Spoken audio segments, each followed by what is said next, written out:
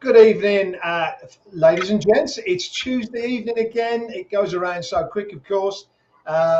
Very excited tonight because we've got our first live crash clinic. Of course, is all about the industry. It's the repair. I got the wrong back in there. Look at that. I'll get that up. So just you didn't notice that. There we go. Right, Crash TV is. Let's talk about the industry.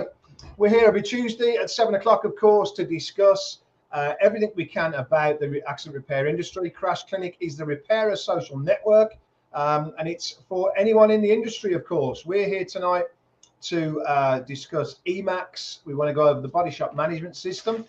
Crash Clinic is here to discuss issues, problems, and don't forget, we're also here to bring you and show you every week something new, something in the industry. I'm an AutoFlow user, and I've never seen EMACS, so I'm interested to see EMACS myself. So that's again something. Every week there will be something new, something for you to learn in the comfort of your own home, of course, which will help. So what a week! It's been an absolute busy week. I don't know about you guys, but I've been up to my neck. We're very, very busy at work, and I happen to know.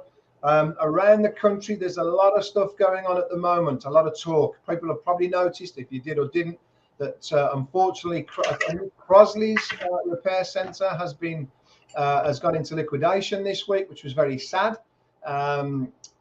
Real big shame, and I'm pretty sure that's not going to be the last this year because things are tough. Things are very tough, and when things are tough, I think as a business in general, we need to look at what we're doing. We need to look at our jobs specifically. We need to make sure we're maximizing everything we can. And if there's one thing we learned in COVID, I hope everyone has learned the same. I've been talking to a lot of people this week, and it seems a lot of people are saying the same thing. They learned they don't have to be as busy as they thought they did, because we need to look at individual jobs and try and maximize and make sure we're getting the most out of every individual job.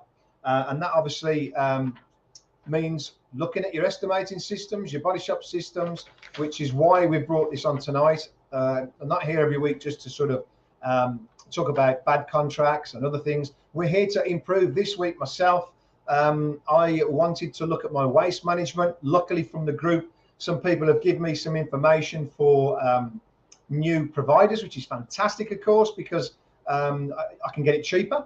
Even down to my compressors, I was paying quite a lot for my compressors, and my compressor was quite old. So I wanted to have a look what was about. And that alone, again, I've managed to find a lot cheaper. And that's what it's all about, us sharing information together. One thing I mentioned last week, and I will mention again, of course, is the repairer matrix. There's a lot of talk at the moment of what we're charging, how much we're charging. We know everything in the industry is going up. So we need an increase as well, is my own belief. So the matrix, I can't believe there's a handful of people that are already asking for it, but we need more people asking for this matrix. I don't know why we're scared to share information. Don't be scared. You're going to get it back. Once you share the information, I'm going to compile a report and send it back to you. I'm interested in a matrix made by repairers, for repairers. I want to check what you're charging. I want to check what I'm charging, and then we can compare. And we can, again, get back to maximizing what we're charging, because that's what it's all about at the moment, making more profit. So without further ado, of course, we're going to bring on Darren Hargreaves from EMACS and Crash TV. And now introducing our next special guest, all the way from... Oh, I've removed it. Sorry, Darren. Darren, where are you from? That's all right. From West Yorkshire originally, so can you hear me okay, yeah? Are you okay? Everything's fantastic, mate. Yeah. Great stuff. Yeah, good. So originally from West Yorkshire. Background is parts background. We're supplying body shops from a dealership body shop where we designed the EMACS program not to sell to anybody, just as a spreadsheet, as to load in the shop. It was always feast or famine, so too much work, which obviously we have at the moment for various reasons, and not enough time to do it. So obviously having to extend jobs, or not enough work, and having idle time, etc., which obviously costs us probably about £100 an hour in lost revenue, while we've got people sort of sat there twiddling the thumbs, if you like. So hopefully we're at the point now where we've got more jobs than what we've got repairers. Obviously the hourly rates thing, hopefully that will change. We're at that point now where hopefully that will change, and I don't think we're going to get another £40 an hour to bring us up to service levels, but it would be nice. It would be nice. It would be nice, because I think our guys are more skilled than some of the service technicians now that just plug computers in. They don't seem to strip gearbox and stuff like they used to do years ago. But yes, it's all about just making the most of what we've got. I've officially been with EMACS when it was a family-owned company from 1st of January 2000, but in the background for the previous 4 or 5 years, getting the system up and running, and obviously piloting it at sites and that sort of thing. So we've got over 240 sites at the moment in lots of different countries as well. Bahrain, East Saudi Arabia, and all that sort of stuff. So we've got systems out there. Unfortunately, we don't get to go out there that often, but yeah, but the weather's a bit better today than what it is normally. But yeah, so it's just a brief overview, not necessarily of EMACS. It's what we should be looking at with the systems that we've got now. So rather than just concentrating on the recovery rate, make sure that we're getting measured in each area, and that will make bigger differences than having another £5 an hour on the charge out rates. To be fair, yeah, we have to be very careful. Again, so we maximise. It is. I mean, we're all very busy. You guys are very busy, and it's hard to find time to sort of sit back and say, right, what can I do differently? Whereas obviously we can help with that, and obviously with the Crash Clinic and Crash TV, hopefully over the next few months we can get some good ideas, and just like I said, we're there to help each other. We're not here just to sell EMACS. We're here just to sort of help the business that we've all been in and passionate about for sort of 30 odd years, really. So, and obviously we appreciate you coming on. Fantastic. No problem. Yeah, if we have any questions as well, feel free to ask a question. It'll pop up, and I won't be able to see the questions, but Darren will tell me what they are. And then obviously if we've got time to go into that, then that's no problem. But we might get questions later on as well down the line. So because it will be on a few different platforms and it stays there, so we might get questions later on down the line as well. But, absolutely. So we'll no problem. Your details so people can get in touch with you direct. Fabulous. That's great. So without further ado, I will bring my screen up, and you just let me know if you can see that, Darren. Right, I shall just remove, bear with me, I'll get rid of that. There we go, I can see that, lovely. Yeah, okay. So this is typical EMACS opening screen, and it's basically, EMACS is a loading system based on loading initially, and then it turned into a management system after that. So the graph at the bottom is briefly telling us how many hours we've got left to sell in panel and paint. Top left-hand side, panel and paint. We can have up to 5 productive departments.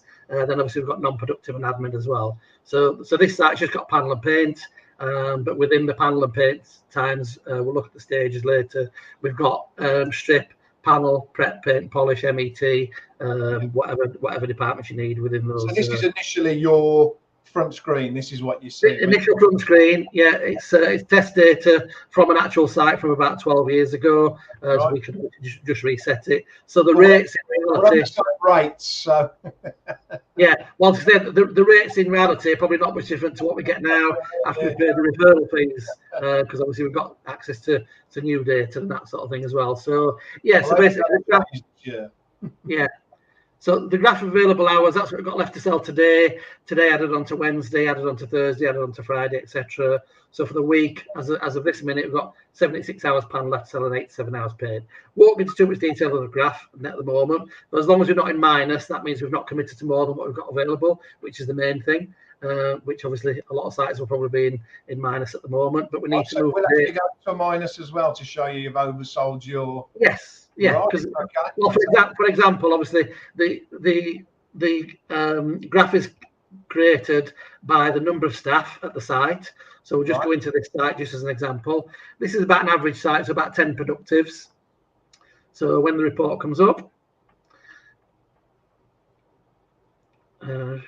That's it. So it's in there. So an example here. So we've got 6 panel beaters and 4 painters. Yep. The panel beaters working 8 hours a day, starting at 8 o'clock or 8:30. Painters working 9 hours a day, starting at 8 or 7:30. So when everybody's here in panel, they attend 48 hours a day or 240 hours a week, but with their efficiencies built in, which the system measures on a job-by-job basis, and we recalculate on a rolling 3 months period, so we're always looking at a quarter.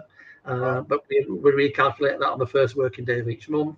So we've got 260 hours in panel to sell them a week when everybody's here. Painters, we've got 171 hours attended, but with their efficiencies built in, nearly 212 hours a week to sell in paint. But obviously, the painter that's 150% efficient, that attends 45 hours a week, he's going to produce 67.5 hours of work for us on average, what he's been doing. And you take that when you're, if he's that productive, obviously that's going to give you more hours in the week, so you would use that in that week, would you? Yes, so that's all these times here on the efficiencies based on whose is all reflected in the graph.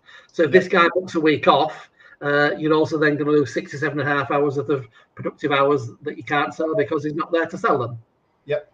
And that's what it's all about. So rather than guessing and the typical Monday to Friday scenario of booking stuff in, it just takes that guesswork out of it, and it allows you. The system will tell you when you can start and finish a job based on the hours. So, for example, if I think we've got this set of 4 hours a day, so a 20-hour job, we'll say you need it for 5 working days, which you do.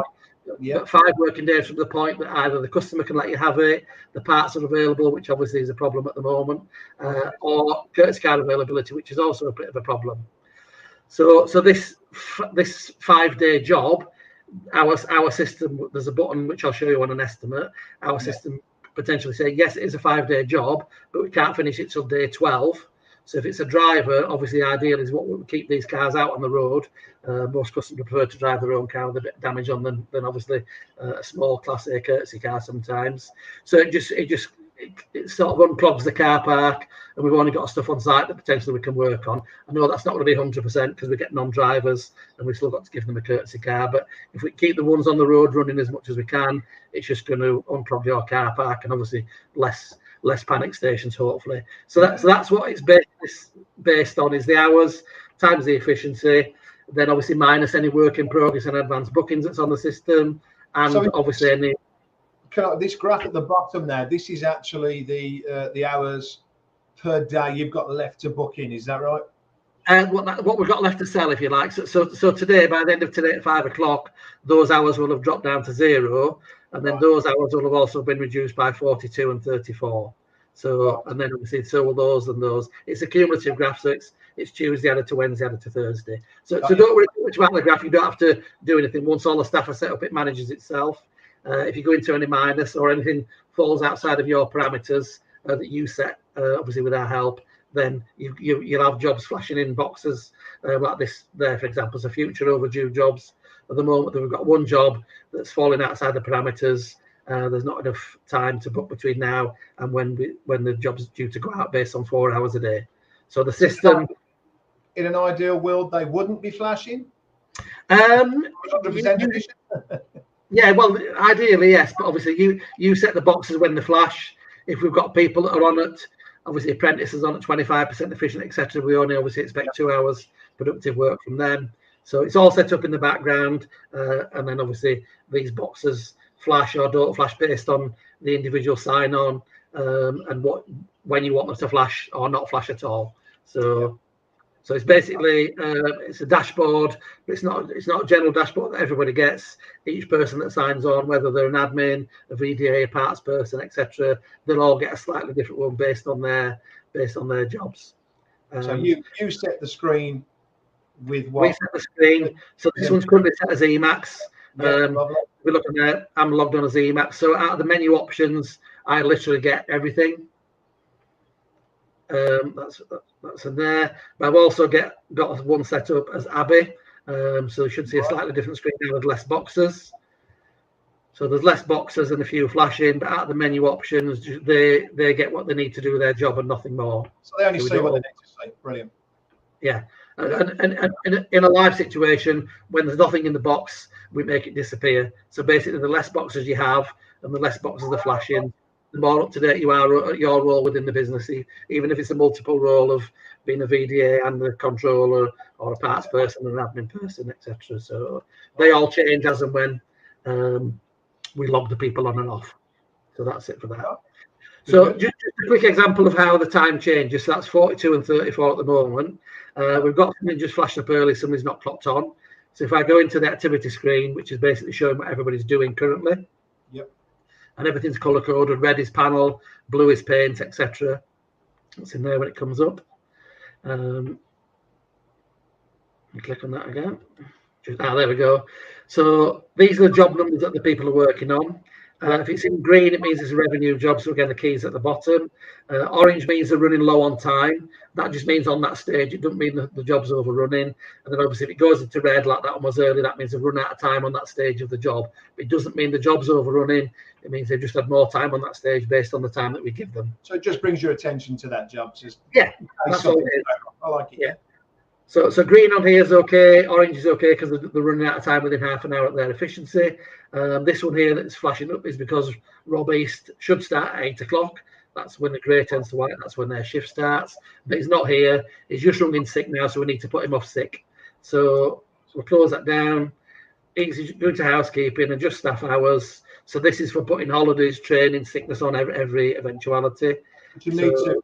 It's going to affect the graph and the loading, isn't it? So yeah, this is going to affect what you've got to sell, so we need to put it on the system so it records it for other purposes as well. So it's Rob East is going to be off for today, just for one day. We then press F9 to accept. Okay, and my keyboard's gone dark, so I can't see anything. Just bear with me 1 second. The pleasures of being live. So F9 to accept. That's it. And then it asks then for a reason as to why he's off. So rather than just put in just something like that, which obviously doesn't help anybody at the end of the day, etc., just put in the reason that he or she has told us, whether we believe it or not, it doesn't matter. So we can put a migraine in there, and obviously if you don't necessarily believe it, obviously you're putting information in about sickness. Is this what I'm gonna? Would it lead on to controlling weekly your staff control as well? Really? Yeah.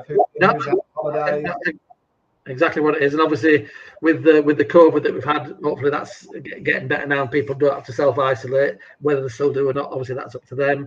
So we put a migraine. If we're not sure whether he's telling the truth or not, or she, we can put a question mark or a hashtag or whatever, and then it defaults to annual holiday. But in this case, it's going to be probably unpaid sick or whatever you choose. Obviously, I really need a clocking in system with this there. Yeah. But that obviously affects what we're going to have to sell here and here. So if it's full day, tick full day. If you don't, it assumes full day anyway. Press F9 to save it. It then tells you how many days holiday the staff have got left. So if you think, well, there's only 3 months left for our holiday, he's got 20 days left, it may benefit you to sell that to him as a holiday. But again, that's down to individual management. And then from there, we can also go into F7 monthly analysis, which then takes us into your sort of your holiday planner, if you like. So we can see there the one that we put on for in there is unpaid sick. We can also see we've got 2 panel leaders off from tomorrow for the next 10 days. But again, the system's set up to warn you if you try and book one person off or more than one person off from each department. Yeah, that's it. So you don't have 2 of your best panel beaters off at the same time. Obviously, that has a big effect on your workshop. Again, you can look forward, backwards months. The colour coding's already there. Any bank holidays and stuff, obviously you put in the system, so we know we're not open on these days, etc. So that shows that. And then finally on that side of it, again, it's all to do with the loading. If you look at those hours there, 42, they should drop down to about 36, something like that, within the next couple of minutes. And then annual attendance. We've then got that shows us the annual attendance, how the holidays left and the holiday entitlement for everybody in the actual business itself. That's brilliant, because I think we've got a separate one that does this for us. So I'm not sure. I wouldn't talk out of school because I say I'm an autoflow user. I don't actually use it. So I'm sort of, but we know we have a separate clocking in and holiday system. So I don't think it does this. I might be wrong, but. No, I'm not 100% sure myself anyway, but I say we're not here. We're just here to sort of show what we should be looking at. So yeah, these are holiday entitlements. This is what they've got remaining.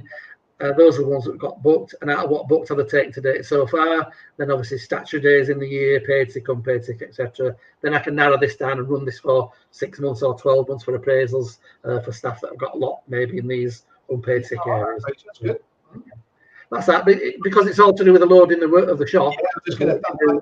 Yeah, nice design, like it. Yeah, that's it. So it's designed to be as easy to use as possible. Yeah. It's a bit colourful. Some people like the layout of it. Some people prefer like a spreadsheety thing, but it is what it is. And obviously, we won the best management system for 10 years in a row with it. And there's no bad systems out there. There can be bad installations or bad support when you're ringing up for help and stuff like that. But the systems all tend to do the basics the same thing. But obviously, loading is probably at the moment a key area where we need to sort of be as tight as we can with it, because we've got a limited amount of courtesy cars. Obviously parts, back orders and that sort of thing we've not had before. So we need to make sure that what we've got on site, we can potentially start.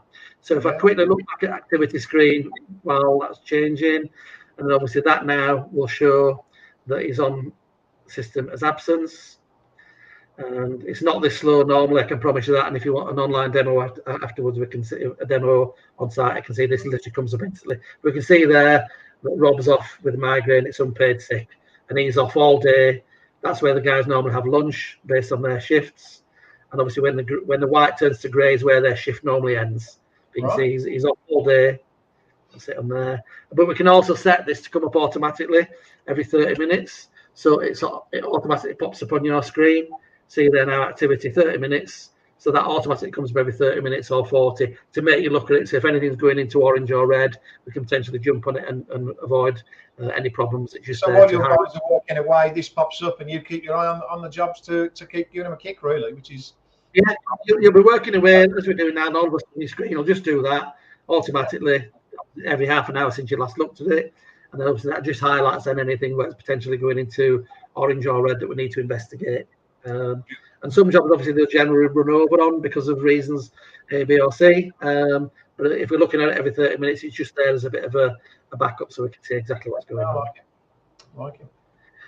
So that's activity screen. Obviously these hours, this will update shortly. It last updated at 9:06, but obviously because we keep going in and out of stuff, it updates as and when it can do.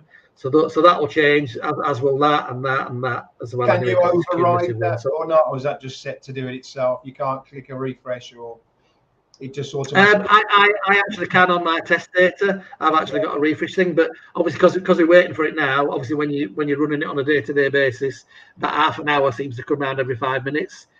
So the activity will be coming up every 5 minutes for you. But so that'll update anyway. But we'll go into a few other bits and pieces while we're talking about it. So that's not a problem. So so obviously the hourly rates are what they are at the moment, minus any referral fees and stuff. Again, referral fees go on EMACS as a credit note after it's been invoiced. So then we measure the effective recovery rate and the efficiency of the guys, and the profit on labour, pay parts and other charges. Is that set up? And can you set that up per referrer? So you've got one referral source, and I've got a couple of different things. I call, for instance, let's say you got a local dealership that sends you some work. That's one type of referrer. And then you've got another type of referrer, which is like your Visions, your Enterprises, so you can fix their contracts in and their referral rates off the job as well. Yeah, so sometimes it's £75 a job.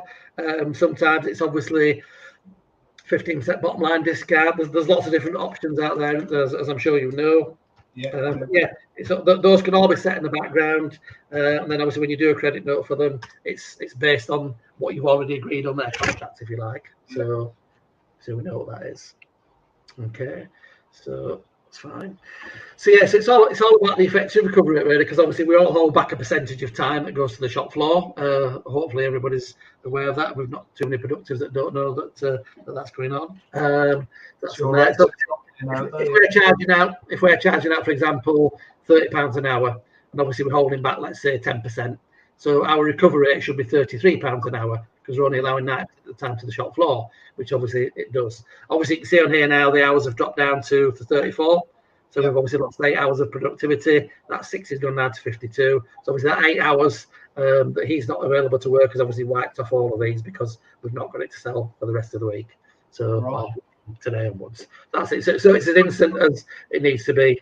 Obviously, we're of jobs on there. That's fine. So that's in there. For workshop loading, obviously, we need to know what hours the guys are working, which we've just seen, their efficiency, and then obviously minus any work in progress and advanced bookings, any holidays, training, and absences, which we've done. Obviously, times need to be booked as live as they can. So when a guy's booking on a job, it's booking the time at his efficiency, whether that's less than 100% or more than 100%. Hopefully, more than 100% is what we're after. 100 or 100% as a minimum anyway to start with. And obviously, if there's no incentive schemes within the body shop, the guys are probably not going to be more than 100% efficient because there's no benefit of them to do so, unless they do it by accident. But again, this is there's a benefit in keeping their job. Well, that's one benefit to them, I suppose, isn't there? But yeah, but again, with lack of staff around at the moment, obviously that's another. Obviously, other than obviously where unfortunately the guys at Crossleys have obviously gone into liquidation. They're 4 shops. Hopefully somebody's going to buy them out, and obviously so the guys and girls have got jobs in the. Are they EMACS users, do you know, or are they? No, I think there were Autoflow users from memory. I think a couple of the sites were fixed auto sites from my memory, and a couple were just independent ones. So, but yeah, again, it won't be anything to do with the system, I don't think. But obviously, again, these things that we do just help you sort of load the shop, and obviously measures your usage of panel and paint and MET hours, and make sure your staff reflects that as well. So you've not got too many MET people for the amount of hours that you're doing. It's very helpful with COVID as well, wouldn't it? Because you'd have been putting a lot of COVID people out for quite some time, weren't you, when they were isolated? So yeah, I suppose it would help like that as well. Yeah, that's it. So it's all quite basic. We've got these many hours to sell in panel and paint. These are the jobs that's in. So when can we finish it based on the hours and things that we've got. So just as a quick one, we'll show you while we're talking about obviously doing that. So under authorised estimates to book in. So these are the jobs now that are authorised, that are off site, that we need to book in. So obviously we'll look at the one. Let's look at the top one. So just as a quick one, let's text into the job. Jobs you've seen, you've estimated, and you've got authorised, ready to go. Estimated, they've been authorised. So then we re-import the out-of-text estimate. That makes them jump then from estimates awaiting authority to estimates waiting booking in. So it says they're awaiting booking. So this one here is nice round number. So it's 11 hours panel, 13 hours paint. So it's 24 hours. So like I said earlier, we've got this set up at 4 hours a day. So obviously nice and easy to master. We need this on site for 6 working days. But so does it kind of tell you this job will fit in now, kind of thing? So if you've got one that doesn't fit in, too many hours left, it will sort of show you the ones that are fitting in, because like a jigsaw, really, isn't it?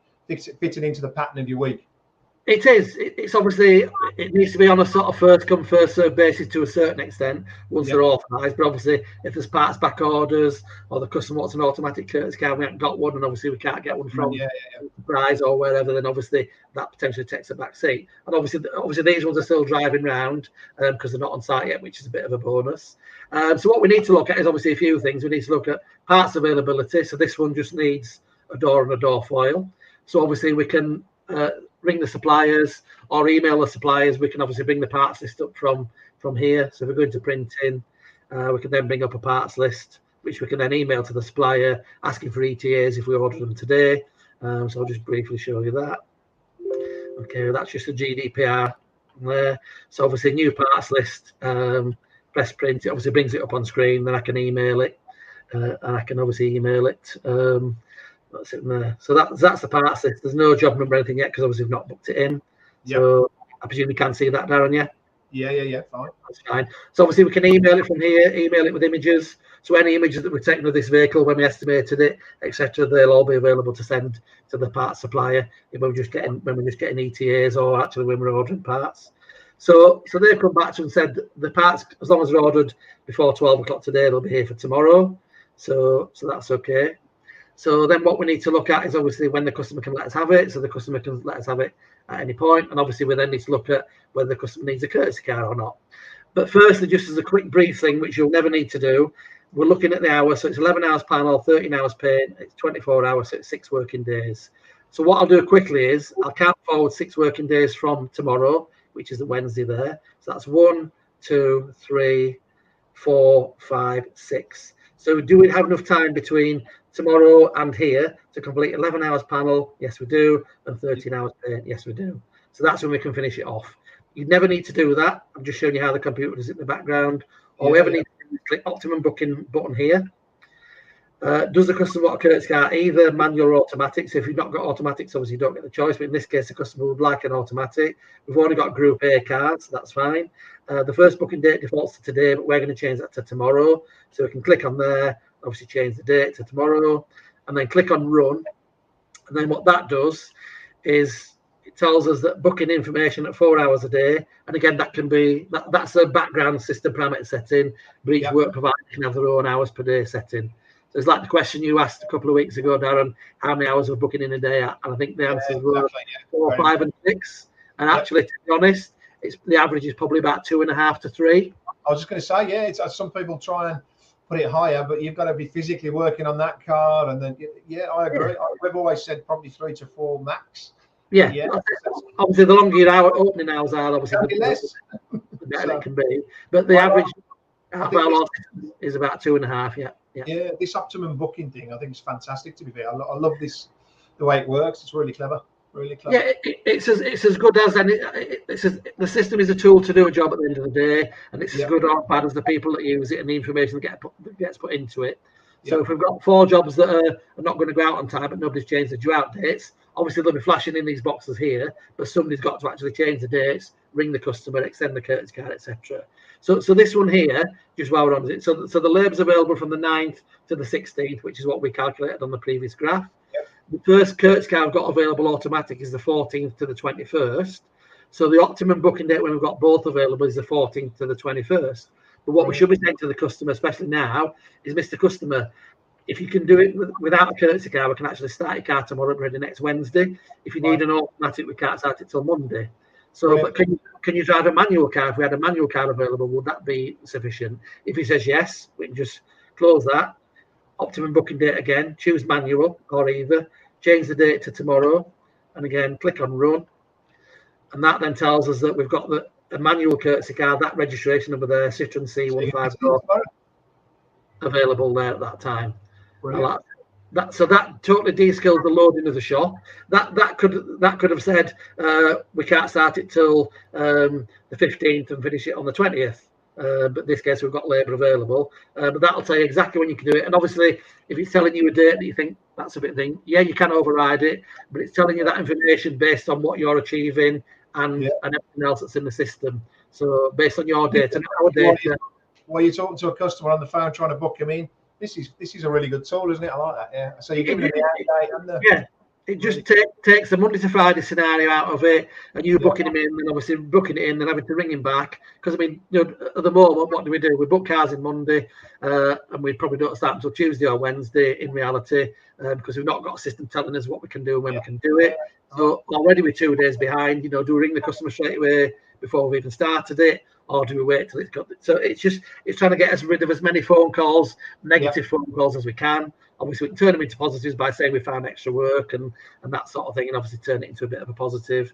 But if we're loading it right in the first place, until something goes wrong, either somebody rings in sick or we find extra work, then obviously we can go back to the customer and say, we've now found extra work. There's another 4 or 5 hours on it. It'll be another couple of days after the parts are coming in 2 days' time. And this constantly rejiggles the dates for you to see on.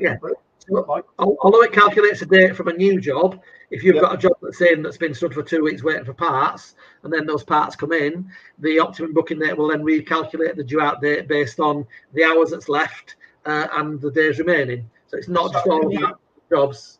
If you get, because a lot of things today, we know there's a lot of problems where you're getting parts that, I mean, we've got a lot of cars sat around at the moment where we've got parts and we don't know when they're coming in.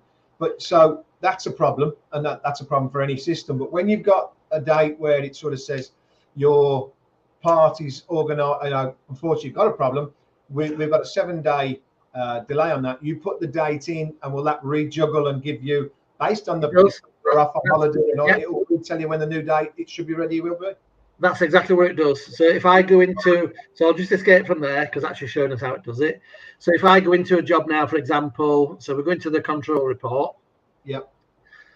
When you first see this, there's a lot of colour and everything on there, but basically it's just a list of jobs in due out date order. So due out date and time, the reg, the model, the key tag. The key tag just the number we give it when it comes on site. We attach it to the keys. We'll go into that later. If he's got a key tag, we know it's on site. If the customer name is in a colour, then obviously, again, just hover over it, tells you what it is. So the due out date's been changed once if it's grey, twice if it's pink, 3 times or more if it's red. We've now got 2 jobs in red. So that one there that just popped up, Yeah. It's going out at 12 o'clock. It's now 9:33 on this data. So it's going out in just less than 2.5 hours. But if we look at the hours left to book on it, there's just slightly just over 2.5 hours left to book. So the system's saying there's more hours left to book than there is between now and when it's promised out. So which it is. So these are the stages. It's been on site for 6 working days. There's 2 parts received, so all the parts are here. That little star means in one of your courtesy cars. It tells you which courtesy car they're in. These are all the stages, and they're all completed other than polish, which is your 1.52 hours in paint, and your refit, which is your 1.07 in. So they kind of grey out as they're finished. The boxes needs doing. Yeah, the grey out. The person's initials are in there, and the letter C for complete. So you'd know that job if that was on your site. So that you'd know that the 1.52 hours to polish it. You've seen it come out of the booth. You know he's going to polish it. You know he's going to polish it in 30 minutes, and the refit's going to be about an hour. So at this point, although it looks like it's overrunning, you know as a workshop controller or body shop owner that car will go out. So I can double click on that and put a comment in. The same car will go out, which I'll do just so you can see it. So double click anywhere on there, it takes you into the actual job itself, and then we can just put a note on so everybody's aware. But obviously, what we haven't got on that one is nobody's clocked on it yet, so we obviously need to get somebody clocked on it. It says it's overdue, they're awaiting polish, etc. So I'll put a note in there saying car will go today. Okay. So what we can also do is copy and paste that. We've got something called a VIP message as well. We can put that into there. Okay, click OK to that. Okay, if I now press F9 and save it. Okay. So that then updates that note on the job. I've just noticed at the bottom it's come up. Is a collection or delivery required?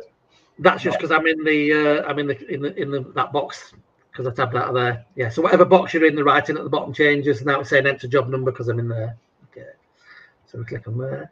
So this updates every 60 seconds. So you can have this workshop control report, and there's lots of options as to what you have switched on and not on a big screen in the workshop. Then everybody can see who's working. So all the ones where it says A for active there and it's in green, that means there's time left on that job. Hover over it and you can see 1.38 hours in prep and there's 0.13 left in it.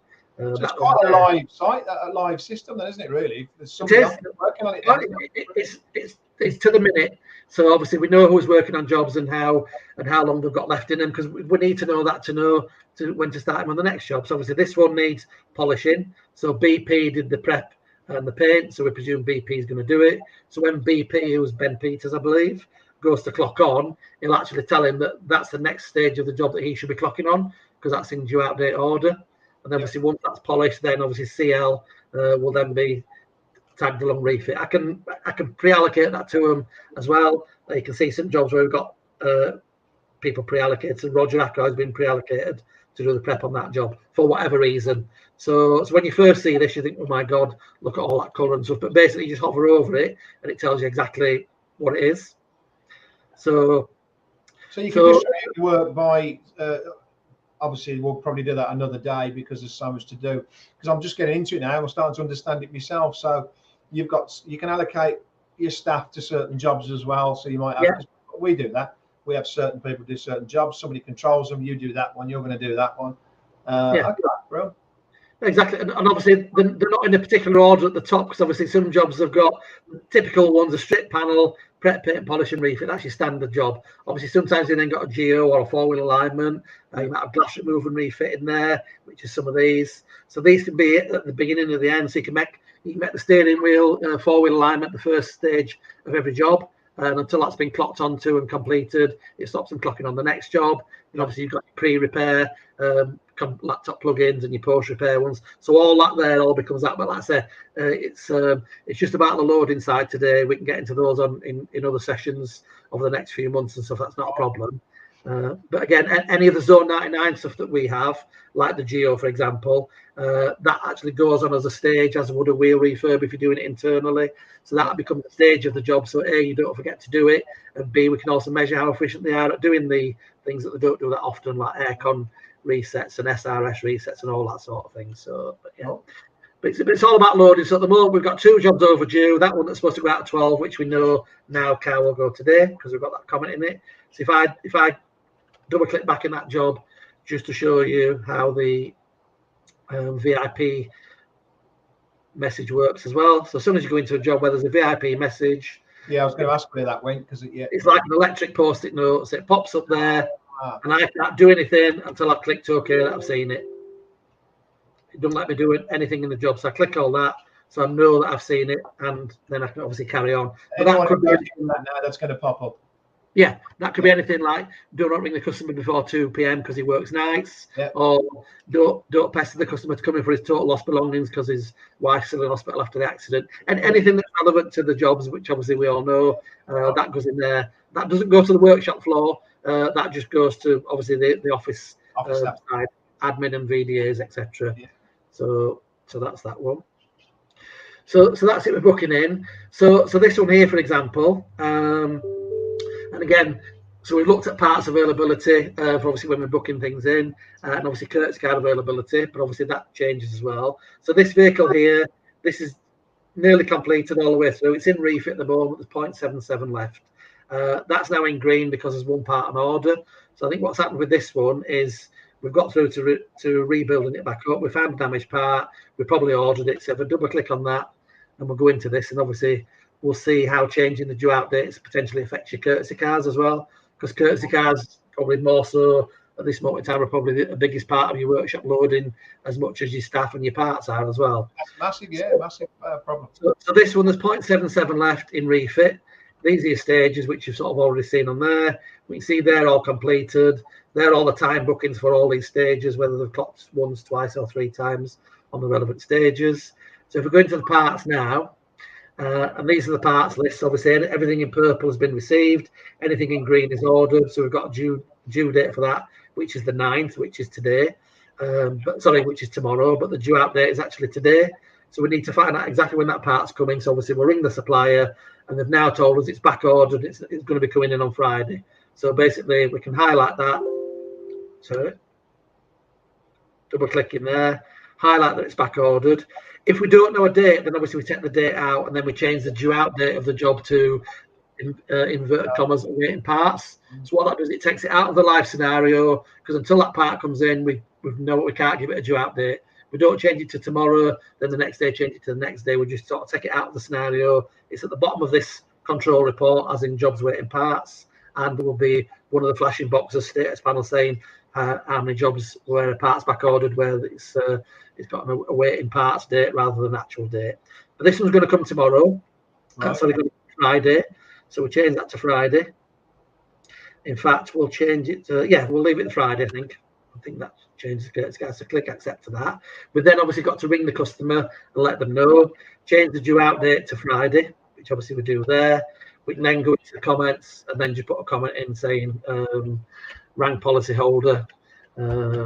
Just put as much information in there as you can. So I'll just put rang PH or policyholder, then obviously type in whatever's relevant. So just press F9 to save it. We then press F9 again to save the job, and then it asks us, because obviously this car's, do we want to adjust the courtesy car booking? So the courtesy cars are booked from the due in date to the due out date of the job, because you need to be, that helps control your courtesy car fleet and get hopefully better utilization out of it. So in this case, we need to say yes. So what it'll show is the original booking. That's get longer, is that right? Yeah. So all we're doing now, it says there enter to select or deselect. So we press enter and book it right through to Friday. But unfortunately, as these things happen, another customer's booked in it on Friday onwards, because obviously we didn't expect this one to be back ordered. So that's fine. So what we'll do is we'll save that one for now. We then need to go into Hobbs's and obviously either put him into a new car if we've got an available, which it looks like we have here, or worst case scenario, changes due in and due out dates. Okay, so let's save this for now. So we press F9. Okay. So it tells us to update our in-customer with new courtesy car dates if required. Click OK to that. The reason the due out dates change as well, it asks, which again most systems ask you as well anyway. And obviously we'll give it a reason once it pops up. So the reasons are, and these are the reasons that obviously go through caps and obviously update insurance companies, etc. Via caps. So parts delay on this one. Click OK to that.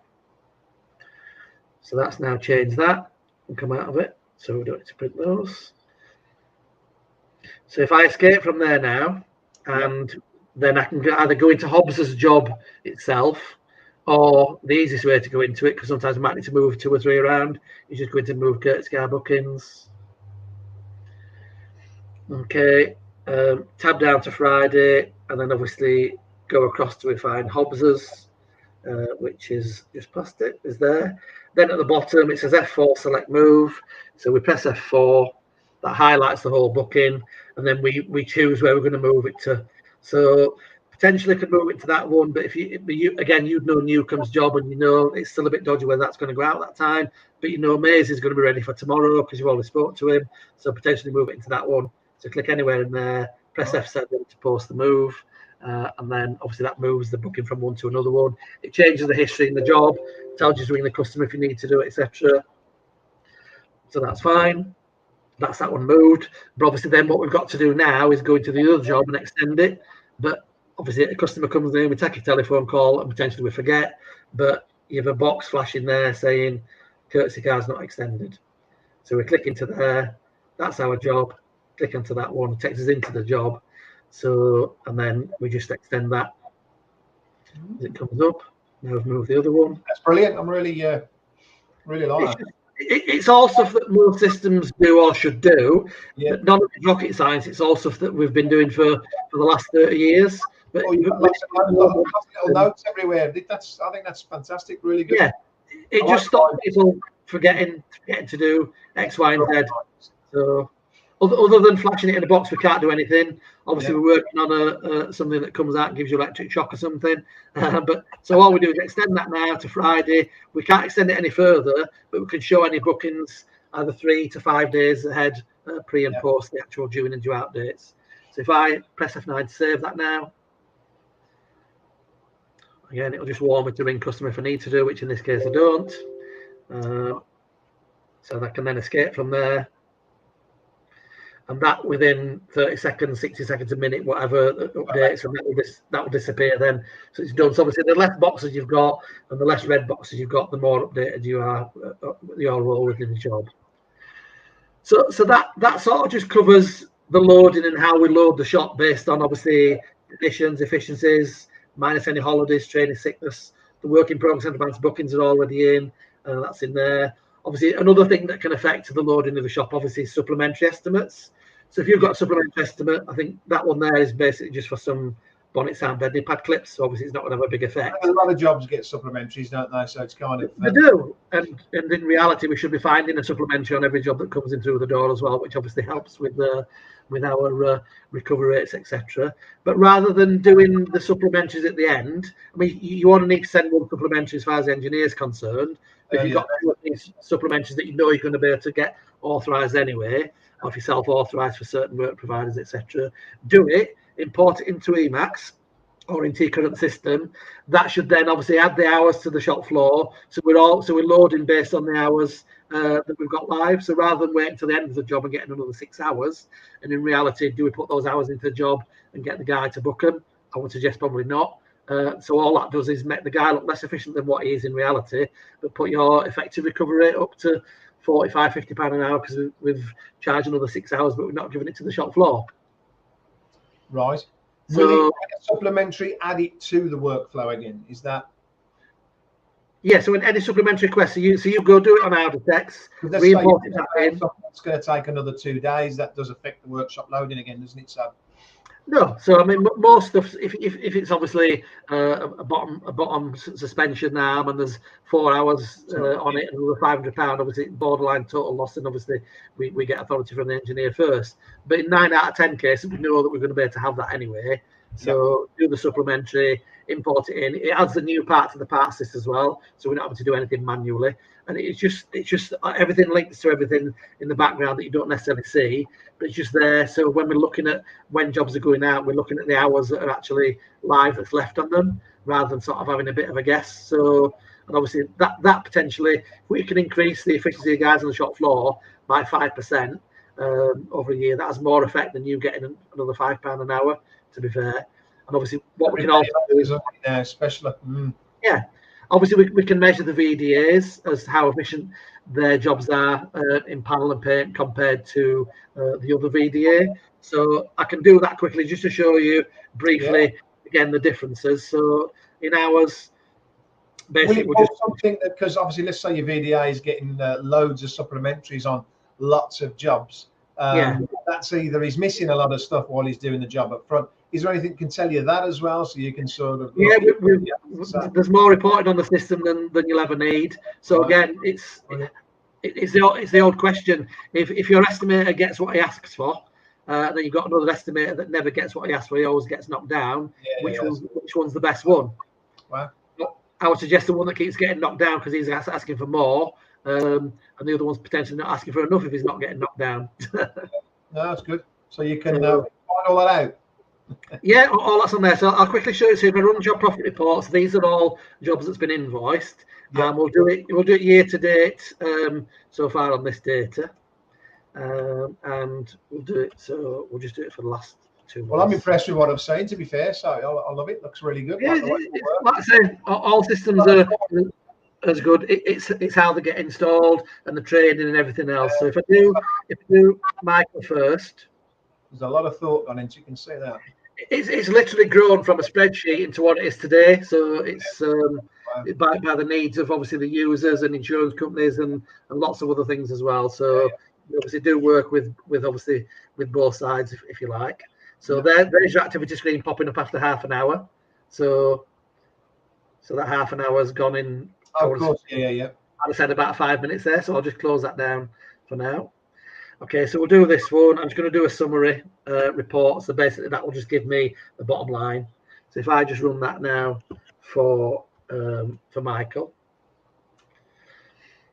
So these are all Michael's estimates or his jobs that's been done and completed in that period. So you can see how efficient the panel beaters and painters are on Michael's jobs compared to Neil's. So it's just a quick comparison. And obviously, if there's a big difference, we need to obviously get them to do the same estimate and see why one's getting more hours in panel than the other one's getting in paint or whatever the differences are. So that should run that. So we can see there that efficiencies wise on a panel jobs, on Michael's jobs, the guys are only 83% efficient and 116% efficient in paint. So overall 98.1. Okay. So if I now close that down and do that for Neil, I believe. So will this measure it by sort of area and by individual? Yes, both. There's lots of options, as you'll see in a second. Yep. So you can do it by makes, by model, by particular paint method. So if you want to do it by each individual work provider, by analysis codes, obviously, if one does more insurance jobs and one does retail jobs, that obviously could be a good reason why they're different. So there's lots of different things, but if we're measuring them, it's just a like-for-like comparison, whichever way we do it. So if I measure Neil's now, Neil's estimates over the same period, and at this site, I think they both did the same estimates for insurance, retail, warranty, etc. That's all on there.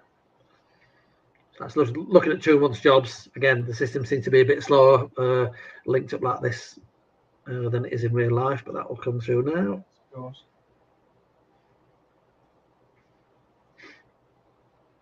But again, we're all doing the same things, but it's the little tweaks that we do slightly different, the loading and measuring efficiencies, and obviously we can import paint cost into the systems and a few other bits and pieces that, again, most systems should do anyway, but are they doing it? And are they aware that it does X, Y, and Z as part of the system? That's the difference. I'm really impressed. I think it's, fantastic to be fair. And if we do installations where we actually come out on site from a Friday through to the following Tuesday or Wednesday, actually on site, not doing an online installation because you can't actually see what's going on without actually being live in the workshop, really. So it has a big difference. So there you go. The big problem is somebody sort of changing a system. It's just we're British. We're human. We don't like change, do we? I do. But it's because you have to force yourself to like change, I think. But exactly. So that's why we manage the change. We actually come in and do it for you, with you, not for you. And obviously, there's a lot of data that we get before we come on site. Then obviously, we basically just re-import the out of text estimates for any work in progress and advanced bookings. Reduce the hours on order the parts that's on your old system. So we actually do manage it for you. But obviously, you've got to be sold that there's a benefit to swapping, which obviously there is. So Michael's estimates are now the guys are 95% efficient on panel and 131. So as opposed to 83 and 95 and 116 and 131, there's a big old difference in there between the two estimators. Yep. And that's over. What is it? 12. So 12 on panel and 15 on things. So if we take that as a 10% as a worst case scenario, so 10% difference in efficiencies from one person's estimates to another, that's a lot of money at the end of the year on 10,000 jobs a year, whatever we do. And how much does this sort of take? That's just taking it over the one job, because a lot of your other reports do it over 3 months. Did you say? Have I got that right? Or that job report is from the 1st of January to the 28th of February. That's all the jobs each estimator's done. Yeah. Well, 2 months. That's it. So that covers most of the stuff that we want to do, based on obviously workshop loading, courtesy car control, etc. Because those three things, and obviously the efficiencies of everybody, they have the biggest. They make the biggest differences out of everything. We need to measure. We need to measure them. We need to manage them. If the guys are running at 89% efficient because there's no incentive scheming, obviously we know the reason why. Lots of incentive schemes out there. Obviously, time save bonus is the major one, which is fine. But we can do a group one based on individual time save bonus. So as long as a group hits a particular target sales or whatever, the more share of that pot they get, which encourages the low ones to reach the value of the higher ones, rather than if everybody got paid the same amount, the guys at 150% got the same as the guys at. I think it encourages people to work together, which is a good thing as well. Exactly. That's exactly what it's there for. Yeah, that's all of that. But so I don't know if we've had any questions, but obviously my contact details are on the system. From Darren. So please feel free to give us a call, drop me an email. If you want to see more, we can arrange on-site demos, off-site demos after hours like we're doing now, so we don't have to take up 2 or 3 hours of your sort of working time. But it's just there. Just as a perfect time. That's the idea of it. I think that's not been too long. I'll actually watch that again, because although I'm sat here, I think that's a brilliant thing to do. People can watch this at their leisure. It's on 3 different. It's on YouTube. It's on LinkedIn. It's on Facebook. It's on crashclinic.com. So people can watch this whenever they want and learn. And I think it's that's what we're here for. We're here to teach people, give people information, make success. So I'm really impressed with that, to be fair. And I'm actually going to go away and get my guys to watch this video to say, how does this compare to what it's like now at the moment? I'm going through. I've been here for 33 years. Yeah. People seem to think, 33, you must know everything. No, you don't. It's actually, I think it's kind of the opposite. You get stuck in your ways. You do. And like this week, I've asked 2 questions on Crash Clinic, and I've already saved a fortune with my compressors. My waste. I'm going through everything, and especially now we're in the tough times we're in. I mean, we've got everything going up. We've either got to rely on hoping, and I already know there's talks going off all around the country with everybody. I'm doing it myself, trying to make a matrix. When's that going to kick in? When are we going to get? Everyone else is increasing everything. When are we going to get any help? When are we going to get a rise? We don't know. So all this kind of thing is so important. Like you keep talking about the efficiencies of your staff. We need to look at everything in our body shop. Yeah, regardless of whatever system you've got, those are the basics that you need to be looking at and trying to get better control of, because parts shortages, courtesy car shortages, staff shortages, it's everything. And I think the longer you're in business, like I say, you become, and I believe it, because we become set in our ways, and it's like now I've suddenly gone, you know what? We really need to look at everything we're doing and see if there is better ways, better systems, better. And because we don't have the time, this is the whole idea of Crash Clinic. I would never have got to see EMACS, because trying to book in, you're trying, like you've just said, we're all very busy. So this is fabulous. And I'd like to actually see other sections of it. And I think this is a really nice way to do it. And I hope everyone else will. Hopefully, yeah. I've been in the industry for many years. My brother's got his own body shop, so we know we've been in it for over 30 years ourselves. So we're genuinely there to help anything, and that's it really. So if you can see it's been built with knowledge, because, and I'm clocking all the little things that are going, little things that I didn't want to interrupt you, but I'm thinking, wow, there's a lot of thought going into this, and a lot of yeah, I really like it. There's nothing major that we're going to change overnight, but it's all the small things that are going to make the biggest differences where we are at the moment. So yeah, brilliant. No, I've really enjoyed it, and again, thanks ever so much for coming on, Darren. And we will definitely, I'd like you to come on and you know, do some other areas of the system, because I'd like to see it. And usually, if I'd like to see it, I'm sure there's others that want to see it, and that's. Well, hopefully we'll get some questions about what areas of they'd like to see, and we can focus on that. That's not a problem. Quite flexible. It's a live system, so we can literally show anything at any time.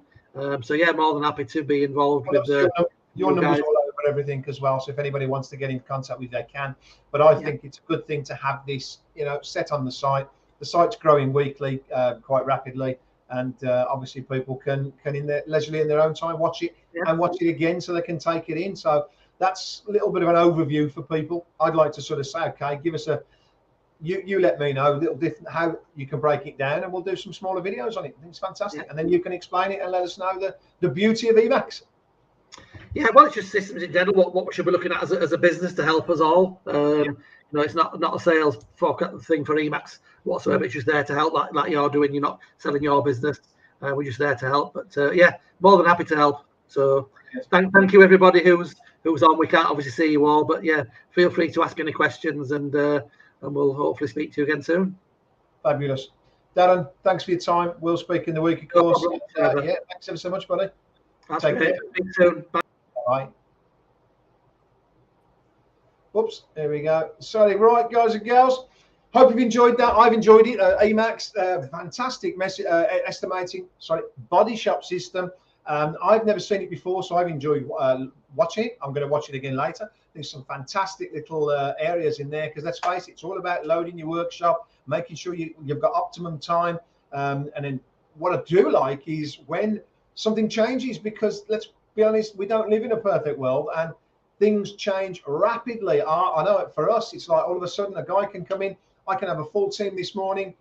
One gets a call, one doesn't feel sick, and it disrupts the whole week.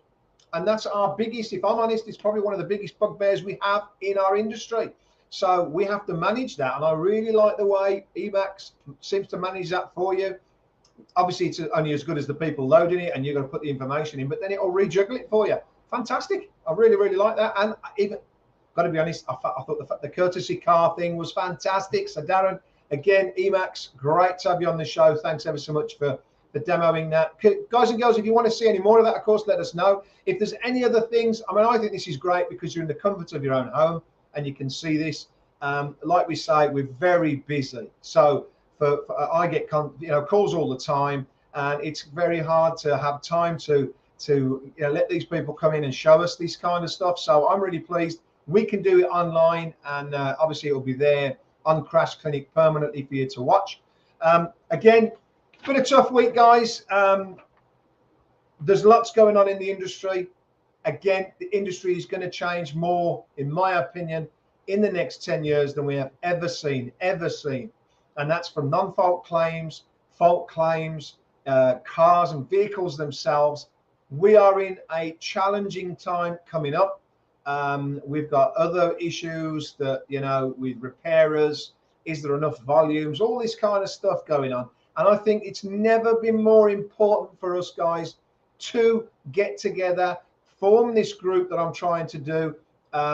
We need to share information. Something that bothers me is, guys, why do people feel scared to share their information? Share your information with me. I'm going to share it back. I've been here for 33 years. I'm not here to pinch bits of information from you because, quite frankly, I don't need to. What I am interested in is, are you charging anything else that I'm not? Am I charging for stuff you're not? Unless we share information together, we're not going to know. And that's the important thing. If we put this matrix together, and off the matrix, you get 5 more things that adds, I don't know, 60 quid an estimate. It's 60 quid an estimate. What else can you learn from Crash Clinic, from the matrix? What I also want from the matrix is, I think it'd be very eye-opening for us all. I want repairers to put down what they believe we should be charging. And I want people outside the industry or from anywhere else telling us what they think, insurers and people who, I want repairers to fill that section of the matrix in to say, okay, that's what we are actually charging. I'm going to get you back. I'm going to try and come back to you what mechanics are, dealerships. We need a matrix that shows us, wow, this is what's going on in the automotive industry. This is what's happening to repair centers. These are the rates we're charging. And wow, this is what everybody feels we should be charging. And maybe we can start working towards what repairers say we should be charging. That's not it, of course. The matrix is just one thing. Please get in touch with me to get the matrix. I'll send it out to you. The idea is then it's quite in depth, so it will take you, a weekend or over a couple of weeks to fill it in. Then you can send it back to me. The more people that do that, the better for us all, of course. So don't forget to get in touch with me to get a copy of that. This isn't just about that. This is about us joining. I'd like to meet up, have a venue where we all get together and chat about the industry. Just us repairers, good old let's fix this industry. Let's make it get better. I'm trying it on my own, of course. A lot of people have said to me, or some people have said to me, you're wasting your time. I don't care. I'm here every Tuesday night doing my bit. Are you doing your bit? That's what's important. Crash Clinic is $39.99 a month. Wow, is that it? What we're going to bring you is, of course, a website with information, website you're going to learn from. I'm going to bring you up to date with industry news, starting from, depending next week, there might be someone else on the show. To be fair, we haven't got enough time, but I'm going to start bringing you information. What's going on in the non-fault world? What's going on in the comprehensive world? What's going on around the UK? I'm going to bring you information that could be, well, it is valuable information. We're going to talk about contracts, work providers, everything we can. And we're going to try and get insurers involved on this site. I can't do it all on my own. But for $39.99 a month, it's going to help me to get people involved. And that's what's going to help it go to the next level, of course. At the moment, it's just me. I'm trying to bring you ideas, the matrix, up-to-date information. I want new ideas from you guys. I want to hear what you want to know. I'm going to try, like I've just said, the best deals. We're already now learning about EMACS. I've got other people now contacting me to come onto the show to show you all the best deals that are around. I'm trying to get everybody that's suppliers to get on here. We want, I want you to get the best deals in equipment, everything you can to do with this industry. But without your help, I can't do it alone. I do need your help. I will be here every Tuesday. You're going to dictate how good or bad this gets. I need funds to help me fund the site. I want to get a lad that's giving you information constantly, that's doing reports for me, that's finding out further information. I want to bring you great content. I can't bring that content without. I'm going to, there's loads to go on, but this was the start of it all. So guys, I hope you've enjoyed tonight. This is the first of many. Of course, we've got loads of different people coming on. I'm having lots of conversations about the industry. Yes, it's going to be a hard year. So I believe more than ever, we need to come together. Please, guys, keep getting in touch with me. Keep joining. Keep telling your friends. Let's help ourselves. Let's help ourselves.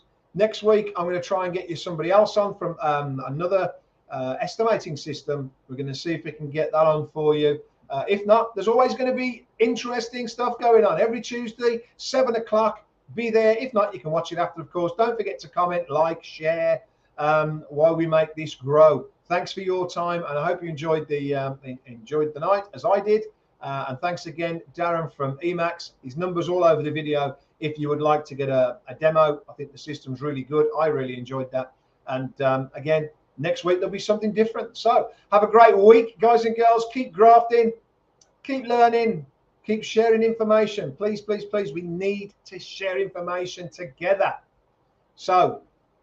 And keep filling out. Sorry, I'll bring you next week some of the polls, because I think the polls are very interesting as well. Thanks, guys and girls. Hope you have a successful week. Hope you get an increase in your labour rates, which is very needed. How are we going to do it? We need to discuss it. Right, that's enough from me. Till next Tuesday, it comes around. I've got to be honest, it comes around very, very quick.